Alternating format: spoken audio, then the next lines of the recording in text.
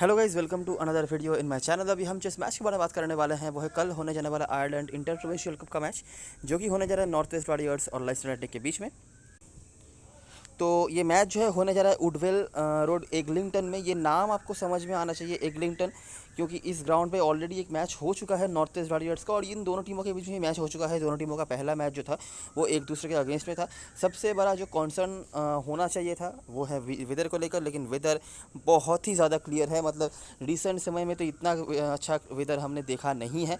Minimum chances भी नहीं है बारिश का मैच के दौरान। अगर ये मैच परसों होता, जो कि ऑफकोर्स नहीं है, तो दिक्कतें आ सकती थी, लेकिन चलिए अच्छी बात है, वेदर क्लियर है, पूरा मैच होगा, सब कुछ सही से हो जाएगा। इन दोनों टीमों के बीच में मैच हो चुका है, जैसे हमने पहले ही बताया, और उस वीडियो में भी हमने बहुत सारी बातें डिटेल में डिस्कस करी थी। ऑफकोर्स उसके बाद से दोनों ही टीमों के काफ़ी सारे मैचेस हो चुके हैं, काफ़ी सारी नई चीज़ें भी हमें समझने आई हैं, सोच में आई हैं। उस मैच की अगर आपको बात याद हो, तब जो ड्रीम टीम बन रही थी शुरुआत में, वहाँ पर केविन ओब्रायन कैप्टन हो रहे थे, लेकिन अभी तो लोग मुश्किल से ही केविन ओब्रायन को ले रहे हैं टीम में। तो ऐसी बातें हैं, और काफ़ी और भी चीज़ें हैं जिनके बारे में हम आगे बातें करेंगे। तो स्टार्ट करते हैं इस मैच की एनालिसिस। बहुत ज़्यादा डिटेल में बातें नहीं करूँगा मैं, क्योंकि बहुत ज़्यादा नया कुछ नहीं है, क्योंकि इन दोनों टीमों के बीच में मैच ऑलरेडी हम कवर कर चुके हैं, वहाँ पर हमने डिटेल बताया हुआ है। जो जो चीज़ नया है और जो चीज़ बताना लायक है वहीं पे हम बातें करेंगे। आखिरी 5 मैचों की बात करें तो बहुत ही बुरी तरीके से अभी पिछड़ रही है नॉर्थ वेस्ट वॉरियर्स की टीम लेस्टर लाइटनिंग से 4-1 से, और यही वन ऑफ द फिक्सचर्स है जो यहाँ पे लेस्टर लाइटनिंग काफ़ी डोमिनेटिंग दिखी गई है। 3 टीमें तो पहले होती थी आयरलैंड डोमेस्टिक सर्किट में, मोस्टरेट इस सीजन में इंक्लूड हुई है। तो ये एक फिक्सचर है जहाँ पर लेस्टर लाइटनिंग बिल्कुल, मतलब शुरुआत से लेकर एंड तक उन्होंने डोमिनेट करके रखा हुआ है। नॉर्दर्न नाइट्स ने फिर भी कभी कभार उनको दिक्कत दिया हुआ है, लेकिन इनको कभी कोई दिक्कत नहीं आई है नॉर्थ वेस्ट वॉरियर्स के अगेंस्ट में। इस ग्राउंड में उस तरह के ज़्यादा मैचेस हुए नहीं हैं कभी पास्ट में। इसी सीजन में जो एक मैच हुआ है वो मैं आपको दिखा दूंगा, लेकिन कुछ चीज़ें थे जो मैंने इस ग्राउंड के बारे में आपको बताया हुआ है, तो वो सब बातें फिर से रिमाइंड करवाना पड़ेगा। ये कुछ परफॉर्मर्स हैं, अगर चाहते देख सकते हैं। हेड टू हेड में आ जाते हैं। कुछ बहुत ही यूनिक परफॉर्मर्स हैं जो इस फिक्सचर में काफ़ी अच्छा करते हैं, ये देखा गया है। ठीक है, तो देखते रहो। तो ये है पहला मैच जो ब्रेडी में हुआ था। लेस्टर लाइटनिंग यहाँ पर 271 पहले बैटिंग करते हुए, बॉल बर्नी जो यहाँ पर खेले थे एज एक्सपेक्टेड, यहाँ पर रन उन्होंने बनाया था। और जैक टेक्टर जो उस मैच में भी कुछ हद तक उन्होंने रन बनाया हुआ था, जो लास्ट मैच हुआ था इन दोनों टीमों के बीच में, इनका इस फिक्सचर में काफ़ी अच्छा परफॉर्मेंस हुआ है, जैसा कि हमने देखा है बॉलिंग में। और सिर्फ बॉलिंग में नहीं, overall Graham Hume north west warriors की तरफ से इस फिक्सचर में काफ़ी कंसिस्टेंट होते हैं। और उस मैच में भी आपको याद ही होगा कि हमने हमारा वाइस कैप्टन रखा था इनको, जबकि लोग रेयरली ही इनको पिक भी कर रहे थे। यंग के 2 विकेट्स, नॉर्थ वेस्ट वॉरियर्स 193 या पर निपट गए वो, ह्यूम का ही कुछ हद तक बैटिंग से। और बॉलिंग से George Dockrell, one of the rarest fixtures जहां पर डॉकरेल का बॉलिंग से भी अच्छा परफॉर्मेंस है। आपने नोटिस करी होगी पूरे टूर्नामेंट में अभी तक डॉकरेल को एक ही मैच में विकेट मिला था, 2 विकेट, जो कि इसी टीम के अगेंस्ट में। बाकी विकेट से तो उनका कुछ नहीं हो रहा है, जो करना है बैटिंग से ही कर रहे हैं वो। और ये कुछ बॉलर से इन्होंने विकेट वगैरह निकाला था। अगला मैच फिर से ब्रेडी में हुआ, यहाँ पर भी नॉर्थ वेस्ट वॉरियर्स की बैटिंग अच्छी नहीं हुई, लेकिन ऑल आउट नहीं हुए वो। ये कुछ परफॉर्मर्स है जहाँ पर मगवायर, ह्यूम फिर से, और केनेडी का कुछ रन आपको दिख जाएगा। बॉलिंग में फिर से डॉकरेल और चेस मिसिंग के करके विकेट। लेस्टर लाइटनिंग ने फिर से यहाँ पर इजीली चेस कर लिया। ऊपर भी आपने देखा पहले बैटिंग करके 271 फॉर 5, यहाँ पर आप देख सकते हैं 136 फॉर 1। ठीक है, लक फर्स्ट लग गया, लेकिन फिर से टेक्टर और इस बार केविन ओब्रायन साथ में। अगला मैच ये हुआ था डबलिन में। यहाँ पर फिर से नॉर्थ वेस्ट वॉरियर्स ने पहले बैटिंग करी और फिर से उनका बैटिंग कोलैप्स हुआ। ह्यूम ने फिर से यहाँ पर कुछ हद तक परफॉर्म करा, और बॉलिंग में लिटिल आपको दिख जाते हैं, सिमी सिंह दिख जाते हैं, और चेस के एक एक करके विकेट हर मैच पे ही रह रहा है। लेस्टर लाइटनिंग के यहाँ पर बैटिंग में थोड़े से इशूज़ आए, जिसको लीड किया था कॉनर ऑल्फर्ड, जो कि आखिरी मैच पर खेले भी थे, लेकिन उनको सिर्फ 1 ओवर 1 गेंद की बॉलिंग दी गई थी। बाकी यंग, ह्यूम वगैरह तो है ही जिनके एक करके विकेट्स रहे हैं, और डोहेनी जो पहले लेस्टर लाइटनिंग की टीम में खेलते थे, उनके कुछ रन है कैंपर के साथ। और इस सीज़न का जो एक मैच हुआ था फिर से नॉर्थ वेस्ट वॉरियर्स। अच्छा, एक चीज़ नोटिस करो, लेस्टर लाइटनिंग यहाँ पर उनका बैटिंग थोड़ा सा ख़राब हुआ था, ठीक है, और यहाँ पर यही एक फिक्सचर है जहाँ पर जैक टेक्टर के अब कुछ दिख नहीं रहे हैं। बाकी ऊपर तो आपने देखा बहुत ही डोमिनेटिंग रही है लेस्टर लाइटनिंग, बैटिंग भी बॉलिंग भी। यहाँ पर जैसे फिर से हम वापस आ गए, फिर से नॉर्थ वेस्ट वॉरियर्स ने पहले बैटिंग करा, फिर से उनका बैटिंग यहाँ पर ख़राब हुआ, ऑल आउट भी हो गए। फिर से ह्यूम का परफॉर्मेंस, मैकब्रायन साथ में, इस बार डॉकरेल फिर से विकेट लेने में सक्षम हुए, चेज का फिर से एक ही विकेट, और मैककार्थी का भी यहाँ पर कुछ हद तक परफॉर्मेंस था। मैककार्थी इसके पहले शायद उतना खेले नहीं थे इस फिक्सचर में, लेकिन यहाँ पर वो जैसे ही आए 4 विकेट उनके खाते में। लेकिन डॉकरेल और चेज का जो स्टेटिस्टिक्स है काफ़ी सिमिलर आपको दिख रहा है। ठीक है। और लेस्टर लैटिन ने फिर से यहाँ पर इजीली चेस कर लिया। थोड़ा सा दिक्कत आया था शुरुआत में क्योंकि केविन ओब्रायन जल्दी निपट गए थे, लेकिन ग्रासी ने यहाँ पर बहुत ही बढ़िया बैटिंग करा और बहुत ही अच्छे फॉर्म पर नजर आए हैं इस सीज़न में। लेकिन यूजुअल जगह पर उनको बैटिंग मिलनी भी चाहिए जो कि आखिरी मैच में उनको दी नहीं गई थी। टेक्टर के फिर से रन, और ये जैक टेक्टर ही है, और डॉक्टर का इस बार बैटिंग से भी, जो कि हर मैच पे ही हो रहा है इस सीज़न में, ठीक है। तो काफ़ी स्ट्रेट फॉरवर्ड सा रहा है ये फिक्सचर, एक मैच को अगर हम छोड़ दें तो। लेकिन हाँ, आखिरी जो मैच हुआ था लेस्टर लैटिन का मोस्टेरेट के अगेंस्ट में, उतना स्ट्रेट फॉरवर्ड भी नहीं है, लेकिन काफ़ी स्ट्रेट फॉरवर्ड है। स्पेशली अगर हम कंसीडर करें नॉर्थ वेस्ट वॉरियर्स की बैटिंग को, उनकी बॉलिंग फिर भी मैं कहूँगा कि चलो विकेट तो निकल रहे हैं। कुछ कुछ बॉलर्स भी हमने देखे हैं, जैसे कि ह्यूम, जैसे कि क्रेग यंग को हमने एक मैच में देखा है, ऑलफर्ट को एक मैच में देखा है, मैकब्रायन तो चलिए है ही, जो अभी ऑलराउंडर की तरह ही काम के आ रहे हैं। तो यही कुछ नाम है जिनको हमने बीच बीच में देखा हुआ है, लेकिन बैटिंग जो है काफ़ी ख़राब रही है। नीचे आकर ह्यूम को ही संभालना पड़ा है हर मैच पे, मैक्सिमम या फिर मेजॉरिटी, ऐसा नहीं कहूँगा। One of the rarest fixture रहा है जहाँ पर डॉकरेल का बॉलिंग से भी यहाँ पे अच्छा परफॉर्मेंस हम देख सकते हैं। और जैसे कि आप नोटिस कर सकते हैं, जो फ्रंट लाइन बैटर्स हैं नॉर्थ वेस्ट वॉरियर्स की तरफ से, उनमें से किसी का भी एक भी फिक्सचर में कोई भी रन नहीं है। अगर हम 30-35 रन की अगर आप रन को कंसिडर करना चाहते हो तो अलग बात है, नहीं तो बड़ा स्कोर मैं कह रहा हूँ। और इसीलिए उनकी बैटिंग ओवरऑल भी उतनी अच्छी हुई नहीं है नॉर्थ वेस्ट वॉरियर्स की, ठीक है। तो यही दिक्कत रहा है इनके तरफ से, और यही चीज़ें हमने आखिरी मैच पर भी नोटिस करी हैं। तो ये कुछ चीज़ें हैं जहाँ पर हमें फोकस करना है। अभी अगर हम हेड टू हेड में बताने लायक ज़्यादा कुछ नहीं है। ग्राउंड पे जैसे मैंने आपको बताया कि इस सीज़न के पहले इस फॉर्मेट में कोई, मतलब इस लेवल में कोई मैचेस हुए नहीं थे। अगर हम 51 मैचेस की बात करें, इसी सीज़न में एक मैच हुआ था, तो अगर हम देख लें तो बॉलिंग यहाँ पर काफ़ी अच्छी रही थी नॉर्थ ईस्ट वॉरियर्स की, 219 पर निपटा दिया था। लेकिन अगर यहाँ पे मोस्टेरेट 219 रन बना रही है ना, तो आपको ये सोच के चलना पड़ेगा कि अगर और कोई टीम आती है तो यहाँ पर रन बन भी सकते हैं, ठीक है। क्योंकि आपने नोटिस करा होगा मोस्टेरेट का अभी तक 2 ही मैच कंप्लीट हुआ है। ये एक मैच है, और आखिरी जो मैच हुआ था किस तरह की ख़राब बैटिंग रही थी उनकी। तो अगर वो आके यहाँ पे 219 रन बना पा रहे हैं तो आपको समझना पड़ेगा कि रन्स यहाँ पे बन सकते हैं। लेकिन बॉलरों में से फेस से वही 2 नाम, ह्यूम और मैकब्रायन, जिनका नाम हमने ऊपर भी देखा है। ह्यूम तो है ही, और मैकब्रायन ज़्यादा नहीं है, लेकिन यहाँ पर उनका विकेट था। और रुआन एलन शायद इनका नाम, या रॉस एलन, ऐसा कुछ नाम है, जिन्होंने यहाँ पर 3 विकेट निकाला हुआ था। किसी ने सोचा नहीं था कि ये खेलेंगे भी। तो इस मैच में इनका सिलेक्शन परसेंटेज बहुत ही ज़्यादा कम था, मतलब 1% भी नहीं था। और जो ग्रैंड लीग जीते थे इस मैच में, मुझे याद है कि उनकी टीम में भी रॉस एलन नहीं थे, या जो भी नाम है इनका। तो इन्होंने यहाँ पर 3 विकेट निकाला हुआ था, जो कि हैस्पिरर, ठीक है। तो बाकी रनआउट्स वगैरह, जैसे कि बॉयड रैनकिन का भी एक विकेट था जो कि रिटायर हो चुके हैं, आपको पता ही होगा, तो वो तो लिख के कोई फ़ायदा है नहीं। नॉर्थ वेस्ट वॉरियर्स ने काफ़ी इजीली चेस कर लिया था, जहाँ पर पोर्टरफील्ड, मैकब्रायन, थॉमसन, ग्रेटकेट, इन सभी के रन थे। अच्छा, एक प्लेयर के बारे में जो हमें बताना है वो है स्टुअर्ट थॉमसन, ठीक है। मेरे ख्याल से उन्होंने भी यहाँ पर एक विकेट निकाला हुआ था, अगर मैं बहुत गलत नहीं हूँ। स्टुअर्ट थॉमसन के ये घर है, और ये ऐसा देखा गया है कि स्टुअर्ट थॉमसन हमेशा ही, मैं कह रहा हूँ हमेशा, मतलब समझ लीजिए ऑफकोर्स 100% नहीं, लेकिन 90% से ज़्यादा मैचेस में जब भी उनको अपॉर्चुनिटी मिली है, उन्होंने बैटिंग से हमेशा अच्छा करा है। बॉलिंग में देखिए आप आपकी अगर आपने अभी तक टूर्नामेंट देखा होगा, आपने देखा होगा कि उनकी बॉलिंग ज़्यादा उनको मिलती नहीं है, 5-6 ओवर, मैक्सिमम 7 ओवर ऐसा, उसमें से अगर एक आध विकेट निकले तो निकले। लेकिन बैटिंग ये इन्होंने यहाँ पर बहुत ही अच्छी करी हुई है जब भी उनको अपॉर्चुनिटीज़ मिले हैं, ठीक है। तो ये एक प्लेयर हो जाते हैं जो आपकी टीम में बहुत ही इंपॉर्टेंट रोल प्ले करने वाले हैं, अगर आप रिकॉर्ड्स की मानेंगे तो। बाकी तो देखिए ह्यूम और मैकब्रायन तो आपकी टीम में हो ही गए, तो ये हो गया आपके लिए तीसरा प्लेयर। तो यहाँ पर ही काफ़ी हद तक हमारे लिए शॉर्टेड हो गया कि हम टीम किस तरह से बनाने वाले हैं, किस प्लेयर्स को हमें ज़्यादा प्रायोरिटाइज़ देना है, ठीक है। उसके बाद तो चलिए अभी भी 1-2 या 1-3 प्लेयर्स आप मैक्सिमम लेंगे ही, उनके बारे में तो हम आगे बातें करेंगे ही। लेकिन यहाँ पर हमारे लिए 3 प्लेयर्स उभर के आ गए, ठीक है। प्लेइंग 11 पे आ जाते हैं, और मुझे अभी तक हालांकि कोई स्क्वाड अपडेट नहीं हुआ है, लेकिन मुझे जितना समझ में आ रहा है कि मेजर कोई चेंज नहीं होना चाहिए। ग्राहम केनेडी अभी तक खास कुछ कर नहीं पाए हैं। अगर टीम चाहे तो रॉस एलन को वापस ला सकते हैं इस ग्राउंड पे फिर से, अगर आखिरी मैच की परफॉर्मेंस को देखकर। दोनों का ही सेम ही रोल है, लेकिन ग्राहम केनेडी डोमेस्टिक सर्किट में बहुत ही बड़े प्लेयर माने जाते हैं। अभी तक तो खास कुछ उन्होंने करा नहीं है, ठीक है। बॉलिंग से मेरे ख्याल से पूरे सीज़न में अभी तक 1 विकेट उनको मिला है। बैटिंग से 20-30 रन के बनाए हैं, लेकिन खास कुछ रोल उनका आया नहीं है कम से कम, और ना ही टीम इनको सही से इस्तेमाल कर दिया। कम से कम अगर रॉस एलन आते हैं तो उनको कम से कम पूरा ओवर के बॉलिंग तो मिल सकता है, तो ऐसा एक्सपेक्टेशन है। बाकी देखना पड़ेगा। और पिछले मैच में मैकलिंटॉक आए थे और काफ़ी बढ़िया बल्लेबाजी उन्होंने करी हुई थी, लेकिन प्रॉब्लम इनको लेने में एक ही है कि ऑलराउंडर सक्सेस में लिस्टेड होंगे। लेकिन इनका मैंने बता दिया था जो आखिरी मैच था नॉर्थ ईस्ट वॉरियर्स का नॉर्दर्न नाइट्स के अगेंस्ट में, कि जब तक खेलेंगे बहुत ही रन बना के जाएंगे, ये आप पकड़ के चलो। लेकिन जब तक खेलेंगे, यही सबसे बड़ी बात है कि ये कब तक खेलेंगे। बाकी जो जो प्लेयर्स हमारे लिए इंपॉर्टेंट हो सकते हैं, ग्राहम ह्यूम, स्टुअर्ट थॉमसन और यहाँ से मैकब्राइन तो आपके टीम में हैं ही। उसके बाद बॉलिंग फर्स्ट में तो आपको क्रेग यंग आप छोड़ नहीं सकते, ठीक है। अगर आप यहाँ से 4 प्लेयर्स आपके हो गए, क्रेग यंग हो सकता है कि आप रिगार्डलेस ऑफ टॉस ही लेंगे क्योंकि थोड़ी सी बैटिंग भी कर लेते हैं, तो 4 प्लेयर्स यहाँ से हो गए। बाकी अगर आपको 1-2 स्लॉट्स के लिए ऑप्शन चाहिए, ठीक है।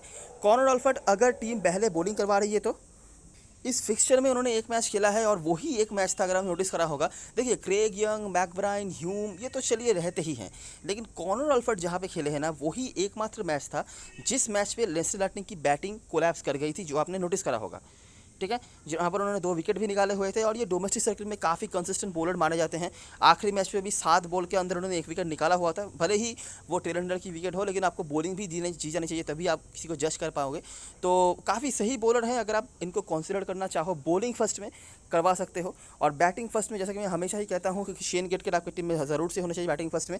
इवन आप मैकक्लिंटॉक को भी एक बार के लिए सोच सकते हो, लेकिन ये याद रखना कि ये सिर्फ बैटिंग से पॉइंट देंगे और लिस्टेड हैं ऑलराउंडर सेक्शन में अभी के लिए।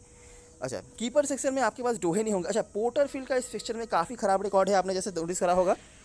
एक ही इनिंग्स उनका था जहाँ पर 30+ उन्होंने कुछ स्कोर बनाया हुआ था, नहीं तो लेस्टर लैटिन के जो स्ट्राइक बॉलर्स होते हैं उनके अगेंस्ट में ये काफ़ी बार फंसे हैं। वो नाम बदलते गए हैं, कभी ये मैककार्थी हुए हैं, कभी चेज हुए हैं, कभी जोशुआ लिटल हुए हैं, लेकिन इनका रन ना बनाने का सिलसिला जारी रहा है इस फिक्सचर में। एक ही मैच रहा है जहाँ पर उन्होंने 30+ बनाए थे, मैंने आखिरी मैच में भी नोटिस करा होगा उन्होंने नहीं बनाया था। स्टीफन डोहेनी के बारे में थोड़ा टाइम देना पड़ेगा। स्टीफन डोहेनी अपने पुराने टीम के अगेंस्ट में खेलने आने वाले हैं, और एक चीज़ आप नोटिस कर रहे होंगे कि ये बैटिंग से चाहे कुछ भी करे, अगर समझ लीजिए 10-15 रन 20 रन जितने ही बना रहे हैं, विकेट कीपिंग से ये हमेशा ही कंसिस्टेंटली पॉइंट दे रहे हैं। अभी मैं इनके बारे में क्यों बता रहा हूँ, क्योंकि कीपर सेक्शन में मेजॉरिटी ऑफ द जनता जो है लॉर्कन टकर को लेने वाली है, स्पेशली आखिरी मैच के परफॉर्मेंस के बाद, ठीक है। अभी मैं ये नहीं कह रहा कि लॉर्कन टकर कुछ बुरे हैं या आउट ऑफ फॉर्म है, बैटिंग फर्स्ट में हो सकता है आप लॉर्कन टकर को कंसीडर करो भी, लेकिन स्टीफन डोहेनी एक ऐसी ऑप्शन है जिनको आप कंसीडर कर सकते हो। इस पूरे टूर्नामेंट में अभी तक जिस एक मैच में उन्होंने रन बनाया था कुछ हद तक वो इसी टीम के अगेंस्ट में बनाया था, ठीक है।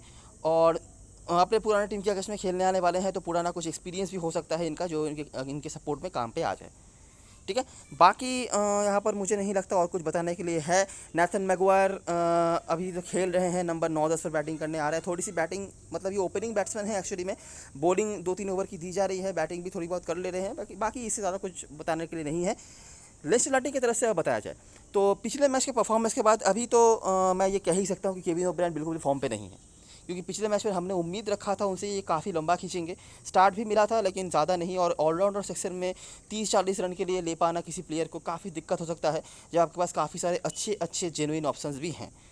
जैक टेक्टर आपके लिए काफ़ी बड़े पंड बनने वाले हैं बैटिंग सेक्शन में, ये मैं आपको पहले ही बता रहा हूँ। इस फिक्सचर में कंसिस्टेंट रन बनाते हुए देखे गए हैं वो। एकमात्र मैच जहाँ पर वो रन नहीं बना पाए थे वही एक मैच था जहाँ पर बैटिंग कोलैप्स हुआ था लेस्टर लैटिन का। बॉल बर्नी तो है ही, एक जो मैच उन्होंने खेला है वहाँ पर उन्होंने 90+ स्कोर बनाया हुआ है। बाकी लॉर्कन टकर बैटिंग फर्स्ट में आपके लिए इंपॉर्टेंट हो जाते हैं। डॉकरेल एक ऐसे यहाँ पर एक परफॉर्मर रहे हैं, मतलब एक ऐसा लौता फिक्सचर रहा है जहाँ पर उनके बॉलिंग से भी अच्छे परफॉर्मेंसेस हैं। नहीं तो अगर आपने नोटिस करा होगा डॉकरेल बैटिंग से अच्छा करते हैं, और मैं हमेशा कहता हूँ कि बैटिंग फर्स्ट में डॉकरेल, बैटिंग फर्स्ट में डॉकरेल, लेकिन यहाँ पर एक ऐसा फिक्सचर है कि जहाँ पर मैं आपको ये कहूँ कि इवन बॉलिंग फर्स्ट में भी आप डॉकरेल को as a captain, vice captain सोच सकते हो। वैसे भी काफ़ी जनता को कैप्टन ऐसे ही बना रही है, लेकिन यहाँ पर मुझे लगता है कि आप अगर आप बॉलिंग फर्स्ट भी कर रही है ना लेस्टर लैटिन की टीम, तब भी डॉकरेल आपकी टीम में कैप्टन होने चाहिए।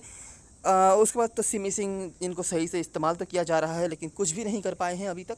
फिर भी आप चाहो कंसीडर कर सकते हो, बड़े प्लेयर हैं, ज़्यादा टाइम नहीं लगेगा इनको अपने टच में वापस आने के लिए। और जिस दिन आएंगे मैं ये आपको बता सकता हूँ कि आप देखेंगे रेगुलर कैप्टन वाइस कैप्टन के ऑप्शन बन रहे हैं, लेकिन वो कब आएंगे यही बता पाना मुश्किल है। अभी तो बिल्कुल ऑफ कलर चल रहा है इनका। ऐसा नहीं कि बहुत ही ख़राब कर रहे हैं, मतलब 10-15 रन, 1 विकेट ठीक ठाक है, लेकिन उतना खास कुछ नहीं जिसके लिए आप एक ऑलराउंडर का स्लॉट ऑक्यूपाई करवा सको इनके लिए।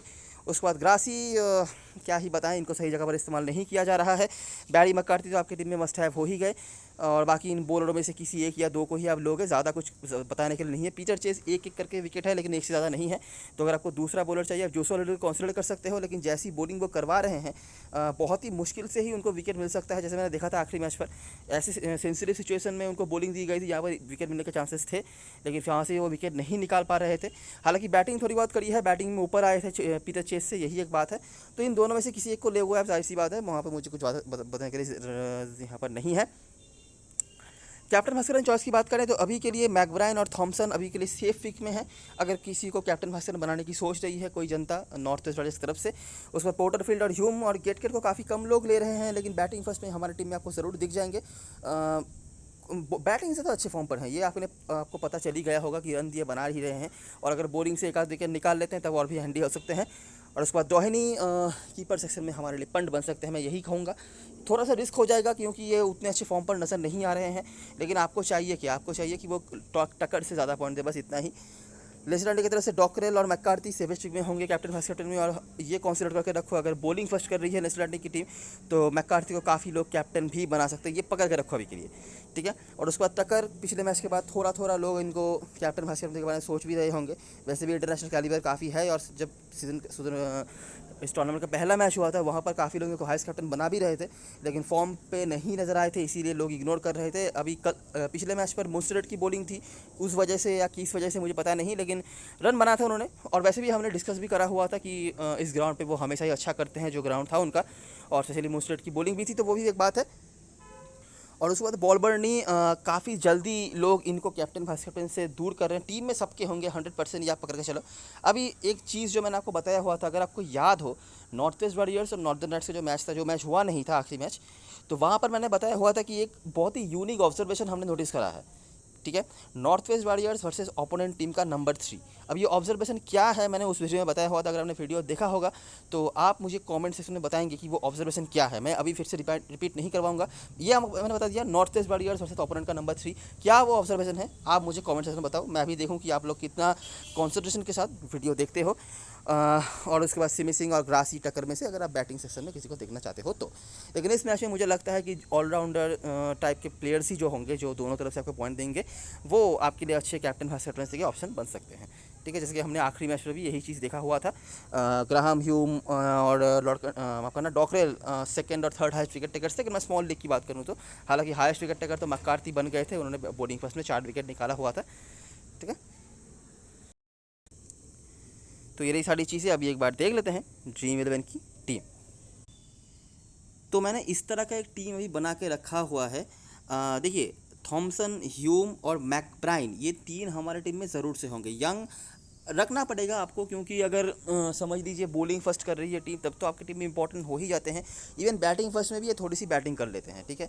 तो समझ लीजिए 20-25 रन बना दिए, और अगर एक विकेट भी निकाल लेते हैं तब भी डिसेंट पॉइंट स्कोर ये बन जाएंगे आपके लिए, 60 के आसपास पॉइंट आ जाएगा। तो इसलिए मैंने यंग को अभी के लिए रखा हुआ है, और यहाँ से सिर्फ बैडी मैककार्थी को मैंने रखा है।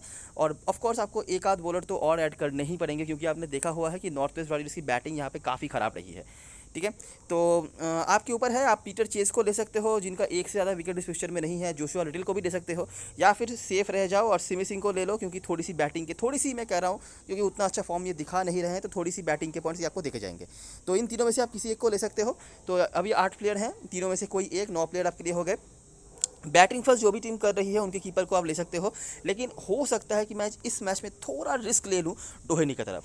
मैं ये नहीं कह रहा कि डोहेनी बेटर कुछ कर रहे हैं, लेकिन लॉर्कन टकर पिछले मैच के पहले तक उतने अच्छे फॉर्म पर नज़र नहीं आए थे, और ये जो बॉलिंग है नॉर्थ ईस्ट वॉरियर्स की, उतना बुरा तो मुझे नज़र नहीं आया है। और डोहेनी ये पुराना घर है, देखना पड़ेगा, रिस्क होगा मैं मानता हूँ, लेकिन ये हो सकता है मैं थोड़ा सा रिस्क ले लूँ। आप सेफ जाना चाहते हो टक्कर के साथ भी जा सकते हो, कोई दिक्कत वाली बात नहीं है। यहाँ पर मैंने ऑलरेडी एक रिस्क लेकर रखा है, वो है जैक टेक्टर का। और बॉलबर्नी तो मेरी टीम में है ही डॉक्टर के साथ। जैक टेक्टर का इस पिक्चर में काफ़ी अच्छा रिकॉर्ड रहा है, और बैटिंग से नॉर्थ वेस्ट वॉरियर्स के किसी प्लेयर से मैं ऑफकोर्स लेस्टर लैटने के किसी प्लेयर को प्रायोरिटी ज़्यादा दूंगा, तो इसीलिए मैंने रखा है। यहाँ पर आपके पास क्या क्या ऑप्शन है बैटिंग सेक्शन में, पोर्टरफील्ड ऑप्शन है। आप अगर, मुझे नहीं लगता कि क्रेडिट इशू आने वाला है, तो आप इनको ले सकते हो, ठीक है। लेकिन मुझे लगता है कि इस मैच में बैटिंग सेक्शन में इनसे बेटर ऑप्शन आपको मिलने वाला है, जो आपको इनसे ज़्यादा पॉइंट देके जाएगा। ग्रासी का भी एक ऑप्शन है, लेकिन जिस तरह के पोजीशन में इनको बैटिंग दी जा रही है, बैटिंग फर्स्ट के अलावा इनको कंसिडर कर पाना भी मुश्किल होगा मुझे लग रहा है। ग्राहम केनेडी का भी एक ऑप्शन है, जिनको जेन्युइन ऑलराउंडर की तरह यूज़ किया जाता है। मुझे लगता है इस मैच में ये आपके लिए काफ़ी काम पे आ सकते हैं, क्योंकि इनको बैटिंग प्रॉपर्ली मिलने वाली है, जैसा कि हिस्ट्री कह रहा है। आज कम से कम 4-5 ओवर की बॉलिंग तो कहीं नहीं जा रही है, और अगर एक विकेट वहाँ से निकाल लेते हैं, समझ लीजिए 10-15 रन भी बना देते हैं, तब भी आपके लिए काफ़ी काम पे आ सकते हैं, ठीक है। तो हो सकता है कि मैं अगर नॉर्थ ईस्ट वॉरियर्स पहले बैटिंग करे तो मैं ग्राहम केनेडी को लूँ, और अगर लेस्टर पहले बैटिंग करे तो मैं ग्रासी को लूँ। कीपर सेक्शन में अगर मैं डिफ़ॉल्ट पिक टक्कर के साथ ही जाता हूँ समझ लीजिए, और ऑलराउंडर सेक्शन में आपके पास अगर नॉर्थ वेस्ट वॉरियर्स पहले बैटिंग कर रही है तो आप यहाँ पे गेट कट के साथ भी जा सकते हो, और अगर चाहो लेस्टर लैंड की तरफ से एक आध बॉलर को लेने के लिए तो आप सिमी सिंह को भी यहाँ पर कंसीडर कर सकते हो। मैं केविन ओब्रायन को नहीं ले रहा क्योंकि इनके जगह पर मैं जितने भी ऑलराउंडर्स को ले रहा हूँ सारे ही मेरे लिए जेन्युइन ऑलराउंडर्स हैं।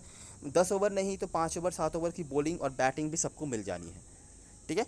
उस हिसाब से कैप्टन मुझे लगता है डॉकरेल ही बेस्ट ऑप्शन होने चाहिए आपके लिए, अगर आप रिकॉर्ड्स की मानेंगे, और परसेंटेज कैप्टन भी यही है कम से कम स्मॉल लीग के लिए। बड़ी लीग में आप चाहो कुछ भी करो।